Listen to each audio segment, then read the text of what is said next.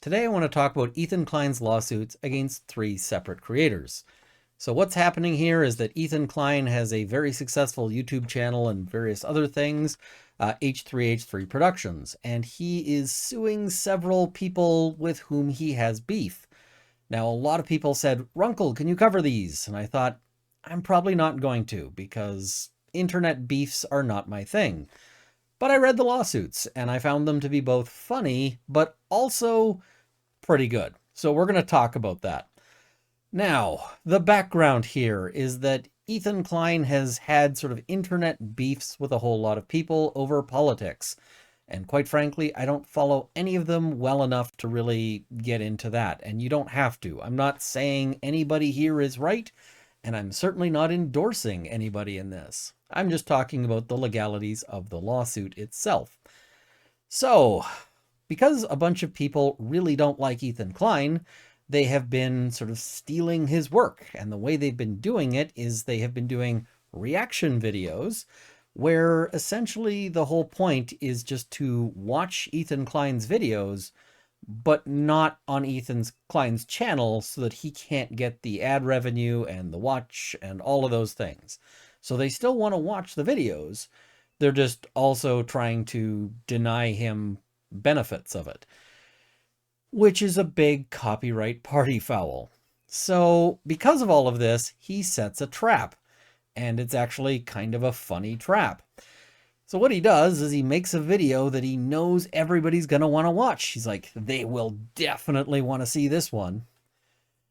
And then he registers it with the US Copyright Office because that's a necessary precondition for statutory damages, and we'll talk about that. And then he puts it out online. And once he puts it out online, he waits for people to do the obvious thing they were going to do, which is to sort of run these sort of lazy reaction videos, as he's going to call them in the lawsuit, and then he sues them. Now, people have said, hey, does the fact that he's setting this trap invalidate his suit in any way? Nope, not even a little bit. The obvious way not to get caught up when somebody's setting a trap like that is just don't walk into the trap. All right, let's have a look at the lawsuits themselves. There's three of them, so they get a little bit repetitive because a lot of the things are overlapping. The other really interesting thing here is that he's also suing some Reddit moderators. And normally Reddit moderators aren't going to be in a position where they get sued. But I say normally, because the Reddit moderators here may have gotten themselves into a world of hurt. And so this is probably a lesson for Reddit moderators out there about how not to do things. This lawsuit could also shake up the sort of reaction community, because the reaction community varies greatly from people who are doing sort of, reactions in ways that that add to things or that are transformative versus people who are just essentially engaging in content theft. And we're going to talk about that. Now, one of the interesting things about this case as well that we're going to see is that Ethan Klein's biggest opponent in this whole issue is actually Ethan Klein. The case that Ethan Klein is going to have to overcome is Hosinzada versus Klein, where Klein was the winner in a case where he was making reaction videos. But he's going to cite some key portions of that decision that I think a lot of people have overlooked, because they saw that decision and they said, great, we can make any sort of reaction videos we want. And that is not at all what that case says. That case says some other very different things, and people have really misinterpreted it. So we're going to, dig into these cases, and we're going to talk about them, and I'm going to have some thoughts. So let's dive right in here. Okay, so the first one we're looking at here is TED Entertainment Incorporated, which is Ethan Klein. It's his company. It's, all of that. It's not him personally. It's his company. Versus, where the name is really unimportant. They go as Denims online. And then all of these are sort of written for the internet because Ethan Klein knows what he's doing, and he's intentionally making these interesting for people like us. And so we see here, he's got a little tagline here, "The Nightmare on Denim Street." And what you can see is a picture of Denim Street and an empty chair. Now, this is going to be a problem because if you're reacting to something, you need to actually be reacting to it, right? You can't react to something by just letting it play when you're not there. Okay, so here we have, and they also start off with some quotes. And this is actually good writing because it starts off with sort of some power quotes. "We're relying on you to stay live, so we don't give the nuke or have to give the nuke views. Yeah, I'm going to stream it. Since he's confirmed it's coming out today, I'm going to stream it." This was sort of a reaction because the initial part of "we're relying on you to stay live so we don't have to give the nuke views" was somebody sort of sending a comment, but this looks really bad, right? And then, "Well, guys, if you enjoyed not giving any views to that terrible video, give me a follow, subscribe, throw a prime if you like my content." This is really, really awful, and I'm going to talk about why. This is an issue with respect to fair use, because fair use is kind of fuzzy. It's done with a holistic analysis, and what holistic means is that you look at kind of everything involved. Now, there are 4 sort of factors that are considered by courts. And those factors are the purpose and character of the work, the nature of the copyrighted work, the amount of the work taken, and the use and the effect on the potential market. This is fairly dense and fairly sort of vague, but okay, so let's sort of talk about all of this. What does it mean to transform something? Well, as an example of like transformation, let's say I take a book and, it's just any book, some random book, whatever, Lord of the Rings, still under copyright. And I cut that book up and into like short 1 or 2 word, bits. And then I make an entirely new sentence out of it. Well, that's fairly transformative, right? Because the new sort of book that I've made, if I've cut it up into 2 word chunks and mixed them around, nobody's going to be able to identify that even as the original work, right? It's been completely transformed into something else. Similarly, you can have things like a song. Let's say I take that song and I cut out sort of the key, lyrical or a key part of it. And what I do is I do a video where I discuss how that sort of works musically. What notes happen in sequence, why that works, why that sounds nice. That would be transformative because it's no longer useful like as a song. It's now useful as musical commentary and musical discussion, right? So the sort of critical element is, are you adding new information, new aesthetics, new insights and understandings? And if you're not doing that, then you are, then that factor will weigh against you. It's not that, failing any one factor will, blow things up, but you do have to weigh the different factors in terms of how they work.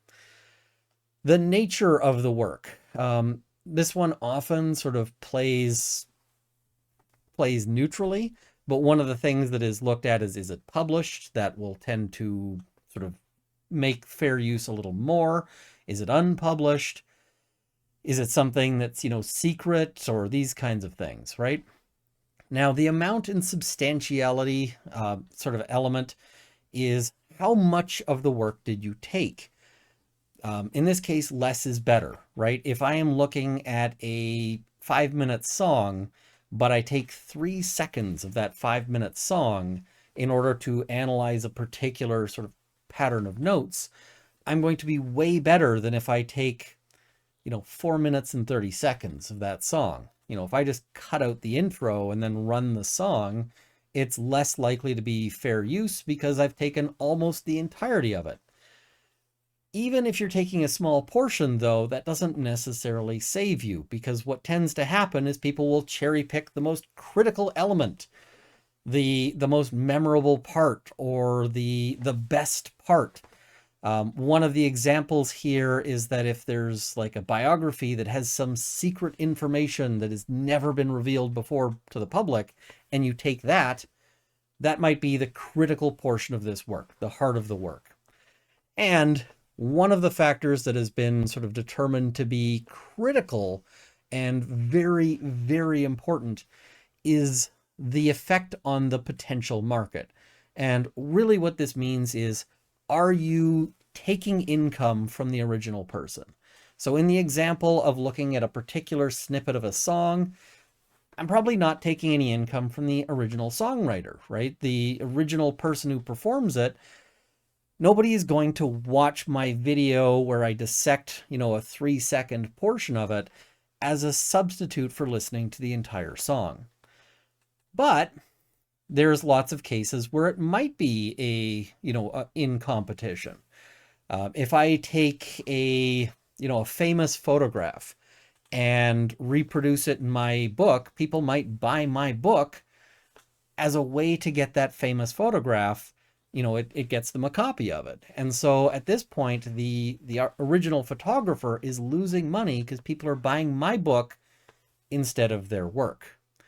This is sort of a broad overview, but one of the big aspects of all of this is the element of, hey, are you in competition, right? And that can be a big detail. So, okay, with that in mind, let's dive in here. Okay, so they say this lawsuit, and we're not going to cover the whole thing because it's 80 pages. We're going to cover some critical portions of it. This lawsuit is about ending the practice of lazy reaction videos that copy entire copyrighted works and purposefully siphon views and revenue away from the original. Over 7 years ago, the owner of Plaintiff Ted Entertainment, Ethan and Hila Klein, I hope I'm pronouncing that right, I might not be, established the legal standard for fair use reaction videos in H3 versus Klein. So when I said that the biggest opponent to Mr. Klein in this one is Mr. Klein, that's what I mean. As a genre, reaction videos vary widely in terms of purpose, structure, and the extent to which they rely on potentially copyrighted material. Reaction videos like the Klein video that intersperse short segments of another's work with criticism and commentary constitute fair use. In contrast, reaction videos that are more akin to a group viewing session do not. This is going to be the sort of critical thing here, because H3 versus Klein has been taken by a lot of people to mean that basically all reaction videos are allowed. And that's not at all what it means. And in fact, the court is very careful in that case to note that that's not what it means. We can go and look at the footnote here. And it notes the Klein video is arguably part of a large genre of YouTube videos commonly known as reaction videos. Videos within this genre vary widely in terms of purpose, structure, and the extent to which they rely on potentially copyrighted material. Some reaction videos, like the Klein video, intersperse short segments of another's work with criticism and commentary, while others are more akin to a group viewing session without commentary. Accordingly, the court is not ruling here that all reaction videos constitute fair use. And you can see when they actually make a description of it, they note the Klein video, which is almost 14 minutes long, intersperses relatively short segments of the Haas video with large segments of the Klein's commentary, ultimately using 3 minutes and 15 seconds of the 5-minute, 24-second long Haas video. The Klein video is harshly critical of the Haas video and includes mockery of plaintiff's performance and what the defendants consider unrealistic dialogue and plot lines. In addition, defendants' commentary refers to the Haas video as quasi-pornographic and reminiscent of a cringe-tube genre of YouTube video known for its cringe-worthy sexual content. As critical as it is, the Klein video is roughly equivalent to the kind of commentary and criticism of creative work that might occur in a film studies class. Note here, the Klein video is 14 minutes long, and they use 3 minutes of 15 seconds of the 5-minute video, but they're also specifically commenting on and criticizing that video. This is kind of a key thing, because when we're talking about what commentary and criticism is, you have to be commenting and criticizing the actual content of the video, not using the video in order to illustrate some larger point. If you're just finding the video useful to show your point, then you're not really commenting on or criticizing the actual content of the video. So, getting back in here, we see this case involves a group viewing session hosted by defendant Denims. Denims specifically intended her group viewing session to siphon views and revenue away from TEI's copyrighted works. And the copyrighted works here are Content Nuke, Hassan Piker, and the H3 Show 105, Countdown to Doomsday, so the Countdown episode. Denims timed her group viewing sessions to coincide with the exact moment TEI released the works. Her timing was intended to capitalize on the intense public interest in the works and siphon the maximum amount of views and revenue away from the works to herself by showing the works in their entirety or nearly their entirety. Now, they note the moderators of the H3 Snark subreddit. Now, this is where things also get interesting, because the H3 Snark subreddit mods, I thought, hey, how do a bunch of subreddit mods get themselves in trouble? This has got to be off base. And here's the problem, is that if you sort of sign on or encourage, a violation of copyright, you can potentially end up liable for that infringement of copyright. It's a bad thing to do.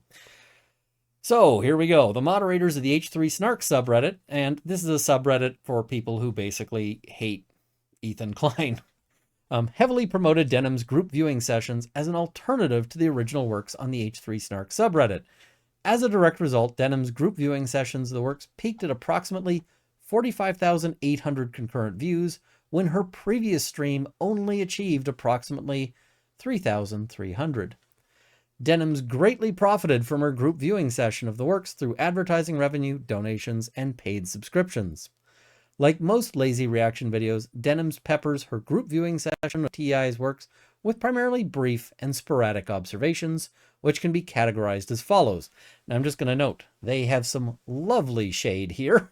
And, yeah, most frequently, Denims will watch long, unadulterated portions of the works and briefly pause to give short, surface-level, and often repetitive observations that provide little to no new information, new aesthetics, new insights, or understandings on the original work. And they're citing to Andy Warhol Foundation, which is a huge case in this and highly relevant. Andy Warhol Foundation had a case where there was an image that a lot of people thought was going to be found to be fair use, and wasn't. And it's kind of shaken things up in a big way. Other times, Denim's commentary has little to no critical bearing on the style or substance of the works. Rather, she goes off on tangents regarding unrelated subjects or shadowboxes demonstrably false misrepresentations of the contents of the works. Now, this might be one of the weaker portions here, because shadowboxes demonstrably false misrepresentations of the contents of the works would actually be commentary or criticism. And so I kind of go, okay. On the rare occasions when Denims does provide sporadic and brief commentary on the style or substance of the works, she spreads misinformation that is refuted moments later by the works themselves or by the most cursory level of research. On the rare occasions where she actually shows the factual basis for her claim, I assume, her statements are refuted by the cited source itself. Such misinformation fails to serve copyright's goal of enriching public knowledge. To the contrary, such misinformation diminishes it. Now, I think this argument is probably not the best one, because I don't think that fair use is going to depend on whether or not you are right. Fair use is going to protect people with bad opinions as well as people with good opinions. But, I mean, part of this is not here for the legal argument. Part of this is here to be snark. And this lawsuit is going to go pretty heavily on the snark in a lot of ways. These lawsuits, because there's multiple of them. Finally, Denims will even do an empty chair reaction as shown above, where she goes off camera for an extended period of time while letting the video play to keep her audience entertained. Now this is interesting because the first thing I note here is, are they saying she did that in these videos or just in general? Because if it's just in general, if she's done it to other people, then it's irrelevant to your claims, right? Okay, so factual allegations. We're going to skip a whole bunch of this, but we're going to look at some of the snark because the snark is entertaining and it probably pushes the limits. What I mean by this is that you have a certain amount of protection when you're filing a lawsuit. You are entitled to a privilege where you're not going to be counted as, you can't be sued as defamation and so forth, but there are limits to it. You can't just say anything you want just because you've put it into a lawsuit. And I don't think they're over the line, but I think they're getting close. I think they're flirting with the line. So, Denims, the alt-left's answer to Kellyanne Conway. Denim LARPs, i.e. live-action roleplay, as a revolutionary from the comfort of her bedroom in California. She is a prolific purveyor of misinformation and speaks with great confidence on topics where her knowledge leaves much to be desired. Denims repeatedly inserts herself into public controversies by employing poor judgment, knee-jerk contrarianism, and a consistent impulse to defend the indefensible, including copyright infringement, terrorism, and extremism. Now, all of this is just to throw shit at Denims, right? That's the purpose of this, and to make the reader dislike Denims. None of that is really legally relevant to this case. Denims is one of the most loyal and ardent defenders of Hassan Piker, who Klein and Hassan do not get along. The most prominent alt-left streamer on Twitch. Much like Scientologists engage in fair game, Denims ruthlessly attacks with reckless abandon anyone who disagrees with her or Hassan. She parrots Hassan's style, rhetoric, and content strategy, i.e. regularly streaming React content with minimal transformation or commentary. As such, she has assumed a leading role in Hassan's waiting room, a collective of streamers who cultishly follow Hassan and parasitically leech off his audience by streaming before and after him. On November 17th, in a now-deleted video, Denims read Osama bin Laden's letter to America in its entirety on stream.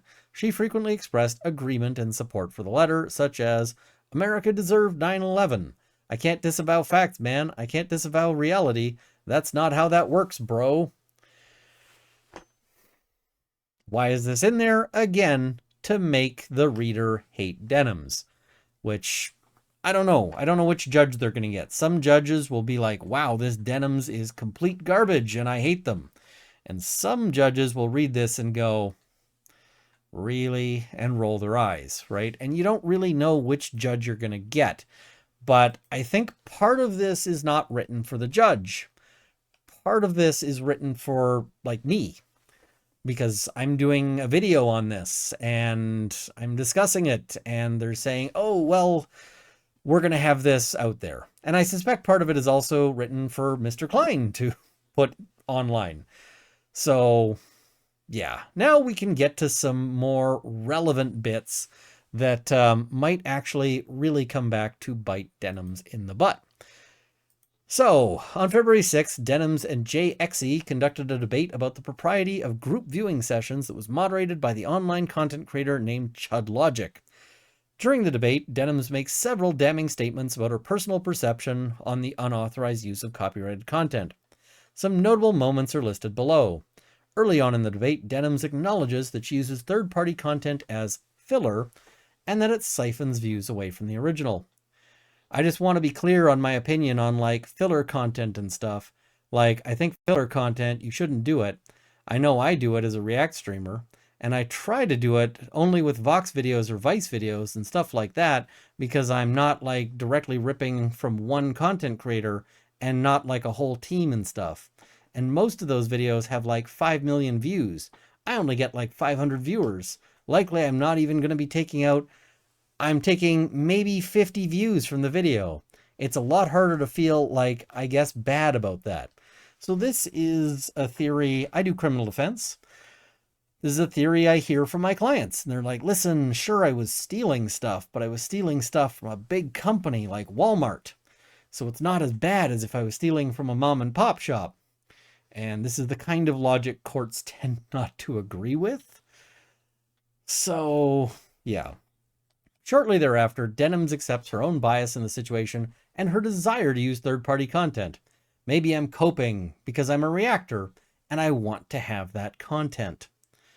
Later in the debate, Denims sets forth her theory to justify a group viewing session of third-party content, that Twitch streamers are curators that provide a communal experience of watching content with their audience who do not want to take the time to find YouTube content on their own.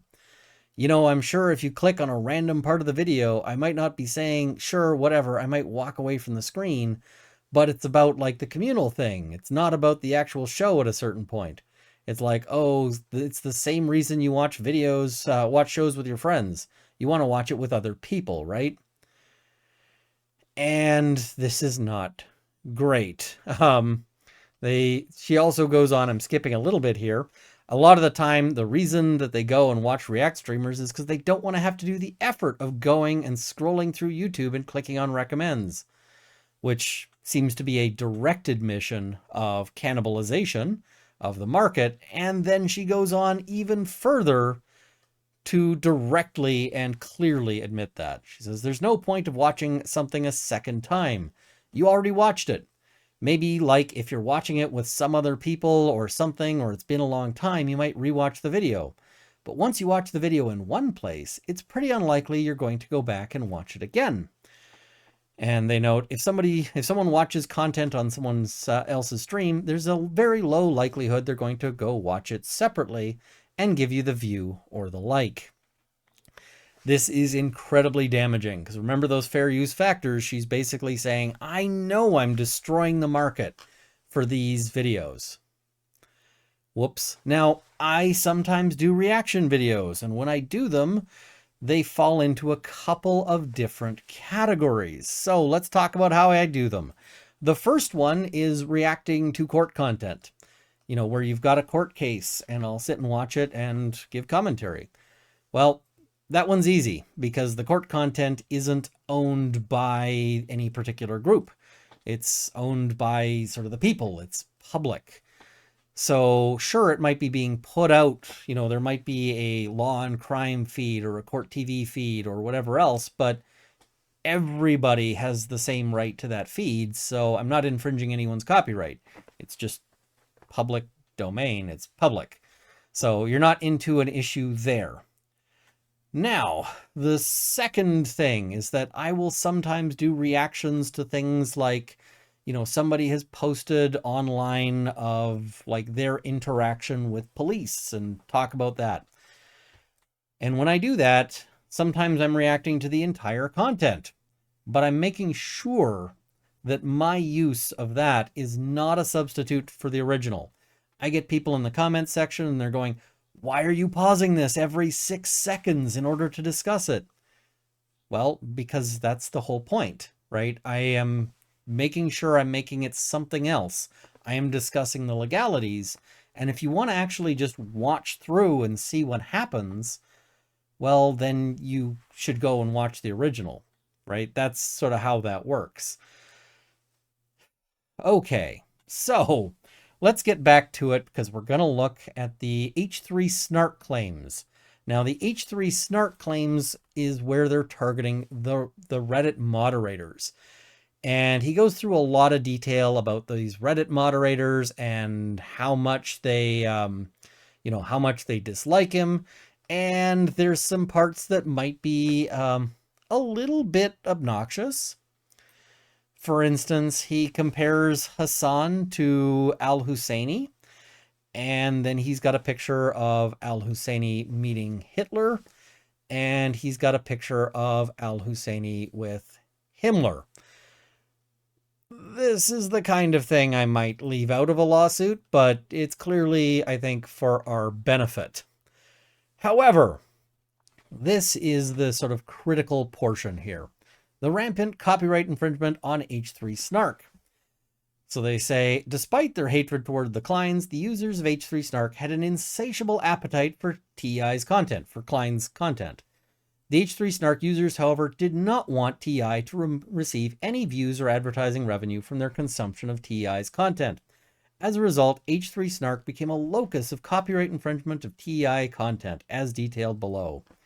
One method that the mods used to consume that content was to share links of TI content on YouTube, a website that provides unauthorized access to YouTube, so it's UYEW tube versus UYOU tube, and publicly performs them, which constitutes copyright infringement. UYEW tube had particular appeal to H3 Snark mods and H3 Snark users because a video watched on YEW tube does not result in a view or advertising revenue to the original on YouTube, i.e. it's a direct competitor, and that's what they liked, right? That's what they that's what they thought was the best part of this. So Do number 3, i.e., and they give the username, encouraged H3 Snark users to use YouTube YEW as an alternative to watching the TI's video on its official channel by commenting on certain posts. Do number 3's comments were later wiped. Due to Do number 3's efforts, the user was anointed as one of the H3 Snark mods.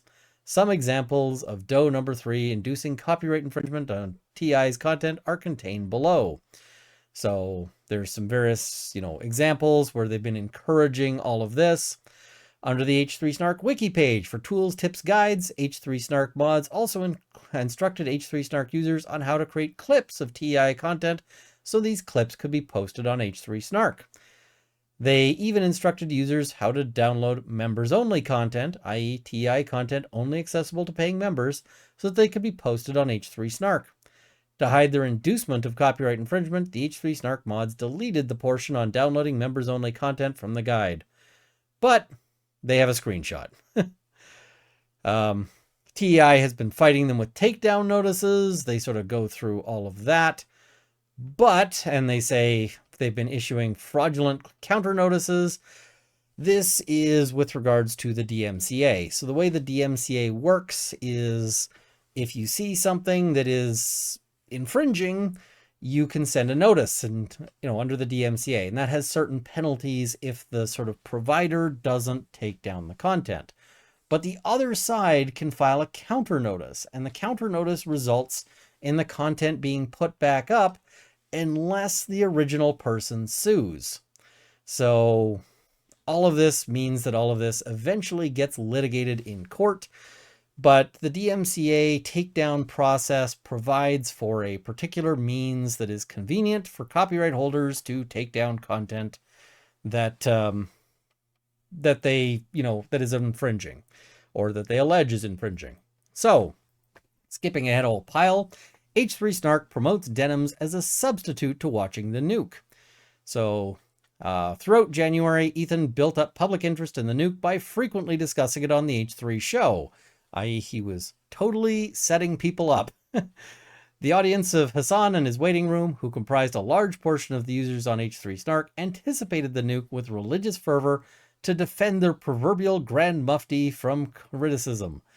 These fanatics, however, did not want to watch the authorized version of the nuke because TI would reap the benefits from the views and resulting ad revenue. The H3 Snark mods knew that there was a huge demand to watch the nuke through unauthorized channels and promoted group viewing sessions of the nuke as follows. And so there's a big list where they, have pinned posts entitled Content Nuke, Where to Watch, and Discussion.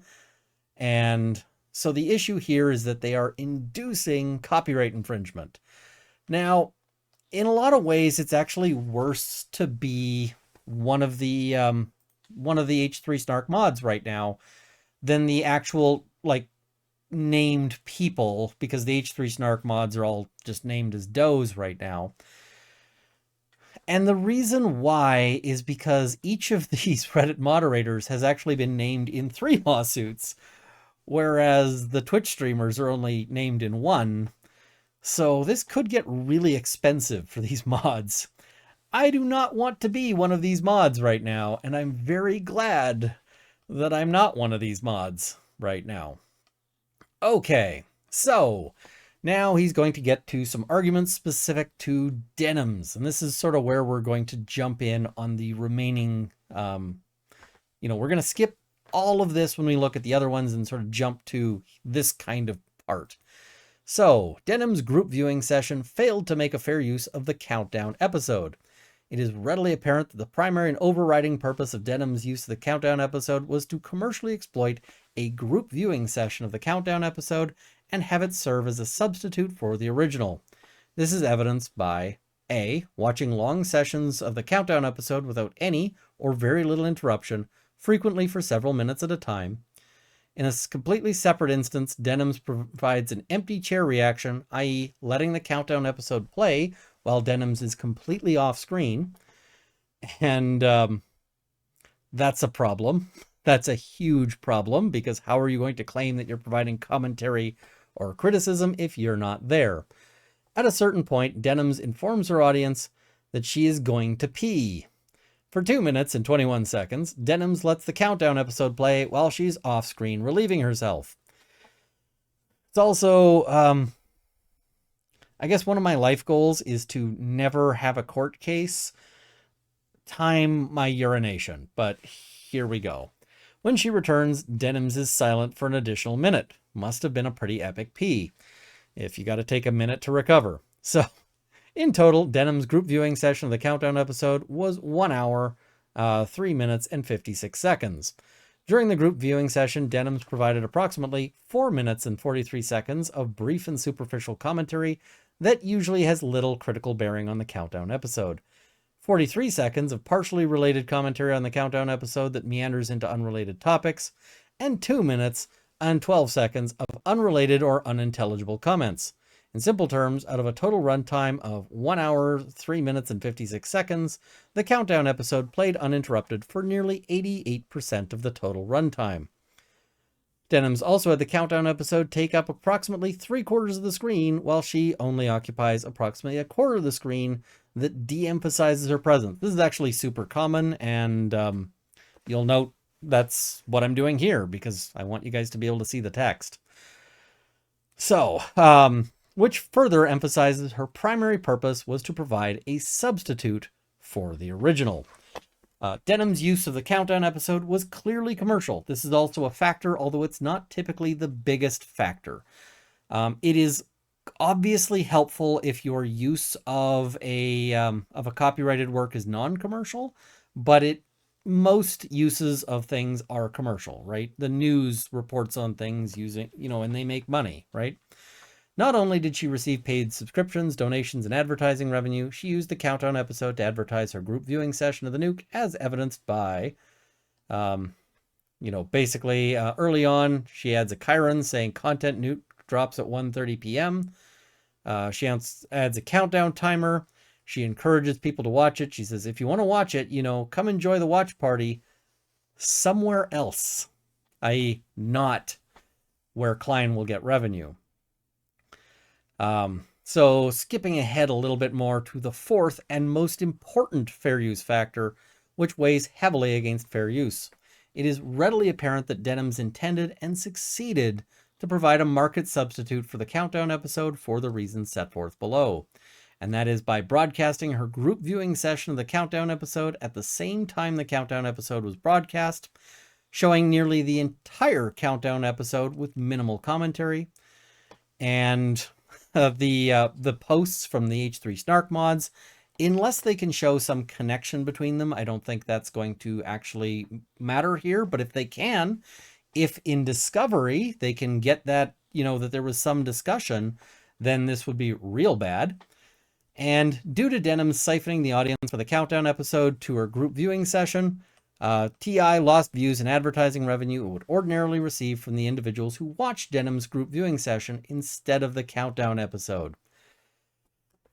Okay, so then they go through the same analysis with the nuke, and they note, we're relying on you to stay live so we don't give more views to the nuke, was a comment from her chat, but she replies with, yeah, I'm going to stream it since he confirmed it's coming out today. We're going to stream it. She agrees that the purpose here is to not give more views to the nuke. That's real bad, right? That's really, really bad for your fair use factors. And what is it? During the group viewing session, she stated, "Unfortunately, we are watching the Ethan nuke." And then she says, "Well, guys, if you enjoyed not giving any views to the nuke or to that terrible video, follow, subscribe, throw a prime if you like the content, if you enjoy your time here." And I appreciated you guys tuning in with me because I'm going to be honest, I did not want to watch that by myself. Okay, so I talked about statutory damages. What is statutory damages? Statutory damages means that Mr. Klein and his company don't actually have to prove how much money they lost in this. They can just rely on amounts that are specified by law. Now, what happens here is if they have sort of met the preconditions for statutory damages, which include timely filing of a copyright notice, or with the U.S. Copyright Office and so forth, which he's done, and in fact he boasts of doing. But that means that the statutory damages start at between $750 and $30,000. But if the infringement is willful, if it's, then it can go up to $150,000, which is a fair chunk of change. And I don't know that these streamers have $150,000. So the fact that these are registered copyrights is really, really bad for these people, assuming that these claims are made out and that the court agrees that it's not fair use. And I think they have a very good claim for it not being fair use. Now, having covered sort of the lawsuit, we're going to cover some of the specifics of the lawsuit as relates to the other people. We're not going to cover the generic stuff again. We're going to cover just the specifics. So here we've got Frogan reacting by exiting. And once again, leading in with some quotes. "Time to watch the new nuke ethically. Hell yeah. Thank you guys so much. I do appreciate everyone's support, and thank you for watching it with me." And then people saying, "I came from the H3 Snark Reddit. I found my way from Reddit." This is to further illustrate that the Reddit mods are potentially on the hook. And then, "Can I use the bathroom, please? I'll leave it playing." Again, you're going to have a really hard time establishing that you are engaged in, legitimate commentary and criticism if you are, in fact, not even there, right? I can't legitimately comment on or criticize something by just being elsewhere, right? It just doesn't work. Okay, so let's look at the specific claims about Frogan. There's some stuff in there basically saying Frogan is a terrible person, but that's not super interesting, or at least not super legally relevant, so I'm cutting it. You might want to go, I'll drop the links. I mean, Ethan Klein dropped the links to these things. I will drop links as well in the description below, so you can read the full lawsuit if you want to. They're like 80 pages and 60 pages and so forth, so they're long. But I mean, so are my videos, so same, right? Okay, so Frogan's viewing session failed to make a fair use of the nuke.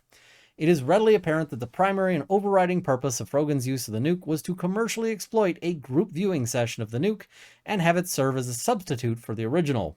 This is evidenced by A, Frogan's statements demonstrating that she intended for her group viewing session to serve as a substitute for the nuke, such as, on January 30th, Frogan made a statement on stream demonstrating her group viewing session, along with the group viewing sessions of her friends, would serve as a substitute for the original. So this is very stupid. This is the kind of statement that your lawyer just goes, "Oh God, why?" And I mean, I do criminal defense. I get lots of "oh God, why?" when, my clients talk to the police, but here she's talking to her audience. He, i.e. Ethan, wants to maximize numbers, i.e. views. Here's the other thing, though. No matter what, there are going to be people, i.e. other creators, that they, i.e. the audience, would rather watch it with, no matter what time he goes live. Denims goes live at like 7 in the morning. Sean goes live early as fuck. Mike from PA also goes on early as fuck. I go live in the afternoon, but lately I've been going live a bit earlier. Shortly before watching the nuke, Frogan made the following statements acknowledging that her group viewing session of the nuke was a substitute for watching the original. So, I'm going to skip the first one, but they say, thank you guys so much. I do appreciate everyone's support, and thank you for watching it with me. Reading chatter, first time viewer, time to watch the new nuke ethically. So the comment here is basically to say that it's not ethical to watch the nuke on Klein's channel, which is directly a substitute, right? Frogan's response, hell yeah. Now, here's the thing. A lot of people dislike Mr. Klein, and I'm not telling you got to like him. I don't really know enough about his politics to, I did a live on this, and people are like, you're getting his politics wrong, and I'm going, okay, but I don't really care. At the end of the day, his politics are his politics. He's one person out there. But just because somebody is awful doesn't give you the ability to infringe their copyrights. Awful people still have rights. And so you can decide that you think Ethan Klein is awful, or Frogan is awful, or whoever is awful. You can decide I'm awful. But that doesn't mean that you get to copy my stuff, right? That's not how that works. So reading chatter, I found my way from Reddit. And Frogan's response, hi guys, welcome Reddit people, Reddit people, Reddit people. And I came from the H3 Snark Reddit. Ethan is so pathetic while Hassan is unbothered and having a great time. And Frogan's response, exactly. Reading chatter, we're going to watch live, right? And her response, we're going to watch it live. Yes. Okay, so they comment on the timing. In each of these things, there's a sort of breakdown of sort of the time. You can see how much effort his lawyer and legal team have put into this. I'm sure that his lawyer and legal team are owed a whole pile of money. In a completely separate instance from those listed above, Frogan provides an empty chair reaction, i.e. letting the nuke play while Frogan is completely off screen. At a certain point, Frogan asks her audience, can I use the bathroom, please? I'll leave it, i.e. the nuke, playing. For 1 minute and 51 seconds, Frogan lets the nuke play at 1.5 speed, i.e. a total of 2 minutes and 46 seconds of the original, while she is off-screen relieving herself. Once again, we see an official court filing of an official timing of somebody's peeing. So, yeah. When she returns, Frogan is practically silent for an additional 1 minute and 3 seconds. I'm guessing she's got to get herself back up to speed. What's going on? So even when Frogan does pause the nuke, those moments frequently comprise of painfully pregnant pauses as Frogan struggles to find something to say. Many of these excruciating moments of silence, or primarily silence, last 10 seconds or longer. The consistent dead air during Frogan's group viewing session further emphasizes that commenting on and critiquing the nuke was an afterthought to the primary purpose of Frogan's group viewing session, i.e. to financially capitalize on the public interest in the nuke by siphoning views away from the original and to herself. If the opposite were true, Frogan would have taken her time to formulate her thoughts and select the portions of the nuke she intended to critique. Okay, what is it? They note that she's infringing on other copyrighted works. The people who should really go after that are the original people, but this can affect sort of willfulness and so forth. Yeah. Okay, so we're going to skip on past this at this point. They note that she fails to address any of the criticisms. And, well, we won't entirely skip it, because we'll look at... Frogan has some chats, and the chats actually call her out for being useless in terms of her commentary or criticism. Don't you have anything to say? Could you make at least one good point? How anyone listens or watches you is insane, question mark, exclamation mark. And Frogan's response to these critiques effectively concedes she is incapable of providing substantive commentary by stating, like, what commentary do you want me to add? by like, oh, this guy's a fucking idiot, he's mentally ill, and he's having a mental breakdown, and uploaded it to fucking YouTube. What do you want me to make a point on? So, all of this is really not great. They go in tremendous detail about basically saying that her works are not, that her comments are not useful. And at the end of it, they want their money. They want $150,000 of statutory, or they want defendants' profits plus TEI's losses. So whichever is greater. They also want reasonable attorney's fees and costs, and so forth. Okay, one last one. And the last one is Caseytron is also getting sued. So Caseytron, she smoked more than she spoke. I know a lot of people have been wanting to watch this without necessarily supporting Ethan Klein, so we're going to watch it. Caseytron, prior to reacting to content nuke Hassan Piker. Whoops. Like, this is a direct admission of the critical thing towards that fourth factor. And then, what is happening? I'm trying to follow, but I lost the plot. Now, this one, I'm going to be generous. It could be interpreted as, in the way Ethan Klein is suggesting, which is that she's not actually offering any useful commentary or criticism, but it could actually be offered, like, you could say something like this as a criticism, right? This is so bad, but that the plot is unfollowable. It's awful, right? That is certainly something that you could argue. If I was Caseytron's lawyer, and I'm not going to be Caseytron's lawyer, then that's something you could argue. Now, once again, this lawsuit begins with some sniping at Caseytron, and like most lazy reaction videos, Caseytron's group viewing session of the nuke is nearly devoid of critical commentary.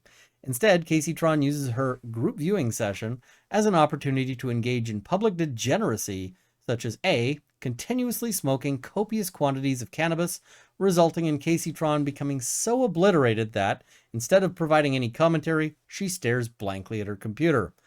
Even more striking, Caseytron peppers her group viewing session with the sound of loud gastrointestinal emissions. Now, I'm told that this is like every time somebody sends her money, it makes a fart sound. Okay, that probably won't land anywhere, but the judge is certainly, whoever's reading this on the motion to dismiss, the judge or magistrate is going to be like, what? Due to Caseytron's highly inebriated state, she watched long, unadulterated portions of the nuke for minutes on end without interruption. On the rare occasion that Caseytron was coherent, her remarks were brief, surface level, repetitive, and/or self-admittedly uninformed. Caseytron's poverty of commentary fails to provide new information, new aesthetics, new insights or understandings, as per the Warhol case. Caseytron's unauthorized, highly commercial exploitation of the nuke is a quintessential example of copyright infringement, i.e. using copyrighted content to get attention and avoid the drudgery in working up something fresh. This lawsuit is to hold Caseytron accountable for her infringement of the nuke and the H3 mods accountable for their contributory infringement. Okay, skipping ahead a whole bunch here, we're going to once again sort of look at the specific allegations with respect to Caseytron, because a lot of these lawsuits are basically, if you've read one, you will see a fair bit of sort of the other ones. And I mean, this is efficient drafting. They're kind of the same lawsuit in a lot of ways, but they're going to duplicate elements, right? It's just, they've got some of the same issues. Okay. Caseytron. Caseytron's group viewing session failed to make a fair use of the nuke. It is readily apparent that the primary purpose of Caseytron's use of the nuke was to offer a group viewing session of the nuke as a substitute for the original. This is evidenced by A. Caseytron begins her group viewing session 13 minutes after the nuke was released to the public. So the point here is that she doesn't have enough time to review it, And so it's not really that she's offering commentary or criticism, or at least she doesn't know what commentary or criticism she's going to be able to offer until she actually watches through it, right? So rather, she did not pre-screen it to formulate her opinions prior to broadcast. Rather, Caseytron timed her group viewing session to occur shortly after the nuke was released to capitalize on the great public interest in the nuke and siphon as many viewers as possible away from the original to herself. In other words, her priority was to personally benefit from providing a substitute for the original, and any commentary and criticism was a mere afterthought. Immediately prior to watching the nuke, Caseytron states, "I know a lot of people have been wanting to watch this without necessarily supporting Ethan Klein, so we're going to watch it." This demonstrates that Caseytron knew her audience wanted a substitute for the nuke, and she was more than happy to provide one. So, as an example, let's say I really hate my local movie theater, right? I hate them for whatever reason. Maybe they, kicked my dog or something like that. That doesn't mean that I get to copy, videos elsewhere. And I certainly would not be entitled to go down to the movie theater with a powerful projector and project on the side of the building of the movie theater the hit movie that they are trying to sell, so that people will watch it by sitting in the parking lot and seeing it projected on the side of the building instead of going into the theater. It doesn't matter that I and maybe everyone else in the parking lot hate this movie theater. Maybe it's run by, the world's worst person. It's run by Snidely Whiplash or whatever else. You still don't get to do that. This would be blatant infringement. Caseytron's group viewing session suffers from a poverty of any commentary in general, let alone on the style or substance of the nuke itself. For example, over the course of 10 minutes, Caseytron makes 5 short comments, some completely unrelated to the nuke. 1, I don't know anything about this stuff. 2, here we go, right? 3, so now he cares about genocide? ? I mean, it's true, America is bad. And what's wrong with him saying that? It's true. By showing the entirety of the nuke without providing extensive commentary that eclipsed the amount shown demonstrates that commentary was a mere afterthought for Caseytron. Caseytron admits that she has no idea about world politics, geopolitical politics, or anything like that, or capable of commenting on the vast majority of the points raised in the nuke. In other words, Caseytron admits she is not competent to provide meaningful commentary on the substance of the nuke. Now, I'm not sure that this is going to be a substantial factor, because somebody who is an idiot can still provide commentary or criticism. I don't know that they would say that you have to be necessarily educated to provide commentary or criticism. If we go back to the example of the music, the 3 seconds of music, I do not know a single thing about music theory. I don't even have theoretical knowledge of music theory. But if I go and I just sort of play this bit and I say, and I really like the way this sounds because the beat before the boop is, that might still be commentary, and it might still be sufficiently transformative and not competing with the original. So we might still be well into fair use, even though my commentary on this would be idiotic. And I am not announcing a new channel, Runkle Does Music Analysis, because we're not going, it's not going to be a thing. Yeah. So relatedly, Caseytron repeatedly states she needs to watch the nuke again with Mike's analysis. The Mike Caseytron is referring to is Michael W. Beyer, also known as Central Committee, Mike from PA. Beyer is a failed Nepo baby who is a prolific purveyor of misinformation to the public for over a decade. As explained below, Caseytron's reliance on Beyer as a source of reliable information is misplaced and misguided. And then it goes for many, many paragraphs about how much Beyer sucks. Okay. Beyer's not being sued here, though, so he might really suck. I don't know. He is alleged to really suck, but indeed, Caseytron is often too obliterated to comment on the nuke and instead stares blankly at her computer screen. In a span of 2 hours and 7 minutes, Caseytron smokes marijuana, frequently in a highly concentrated form through a vaporizer, for nearly 19 minutes. which is 3 more than Casey Tron speaks during her group viewing session. This is actually kind of hilarious as a thing. She spends more time smoking than she does speaking. And the smoking, of course, is not going to be taken to be commentary or criticism unless some very novel argument is made. Okay, so they note the nuke takes up the majority of the screen. They note that it was highly commercial. They note that it was 13 minutes afterwards. So, and that it's, while there's numerous documentary and factual elements, the nuke contains numerous creative elements, which weighs against fair use. So in terms of fair use factors, factual things tend to be less subject to fair use, right? And that's because we want the world to know facts, right? So this is a consideration. So third, they note that her use was excessive for any potential criticism of the nuke, particularly in light of the minimal light of commentary and the highly commercial nature of Casey Tron's group viewing session.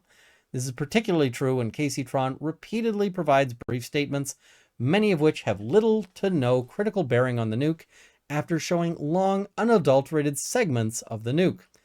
But the fourth and most important fair use factor weighs the most heavily, they say. It is readily apparent that Casey Tron intended and succeeded to provide a market substitute for the nuke.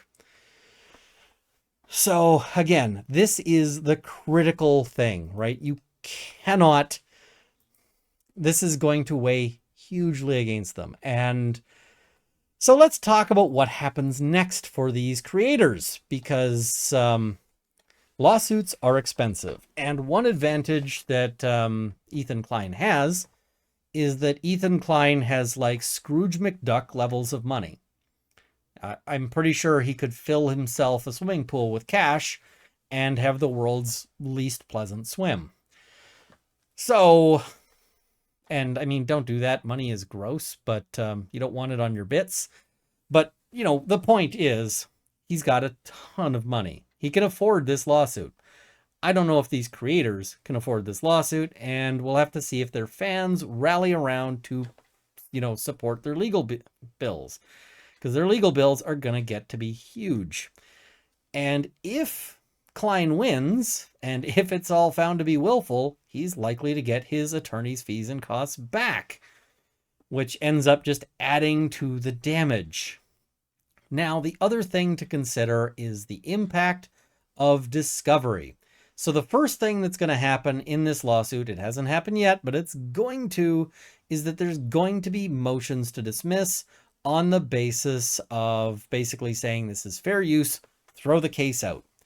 And I think under the circumstances that that those motions to dismiss are likely to fail. I think I give Klein, notwithstanding the fact that he's got a decision that sort of runs against him to a certain extent, I give him like 80-90% odds of prevailing at the motion to dismiss. And assuming that he overcomes the motion to dismiss, the next step is discovery. And discovery can go into all sorts of things. Anything that's not privileged and is relevant. So they can start mining all of these communications. And so these Reddit moderators will probably have issues with all of their communications between each other being potentially relevant and things that they have to disclose. And they may have to be deposed under oath, which, you know, scary times. So all of this is not going to be fun for them. It's going to be very expensive. And I suspect that there may be things unearthed in discovery. Again, I don't know. This is just a guess that will further hurt the case of the people involved. Now, I've seen people saying, but Ethan made his stuff available.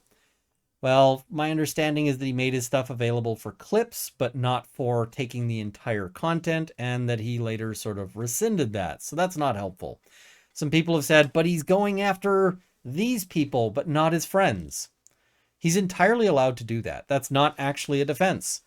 You know, if 10 people punch me in a day, I can sue any, all, or none of them at my discretion.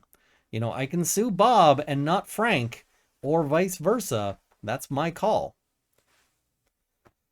And neither of them can use as a defense, well, that other person punched you too and you didn't sue them, so you're okay with being punched. No, that's not how it works. I mean, they might be able to say, that bruise that you got isn't from me punching you because it was that earlier guy in the day. You've been getting punched a lot, man. Somebody else's fault. They could do that, but that's not going to help them here on the statutory damages. And also, a lot of the damage will be able to be proven by, you know, metrics, by donation numbers. You know, all of these platforms keep stats on all of that, which, of course, during discovery, they'd have to turn over. Yeah, it's a bad day to be any of these people. Certainly, you might say, well, you know, they have a fair use argument. Sure, there's going to be an argument. I don't think it's a great fair use argument.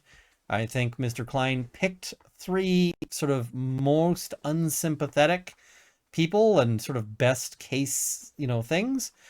So let's talk a little bit about what this means for reaction streamers. Well, it'll probably mean if these cases prevail that people have to put a little more work into it and make sure that their commentary isn't just little, you know, little snippets and so forth, but that their commentary is actually something meaningful and something that matters, and that they actually, you know, have more commentary than the original video that they took.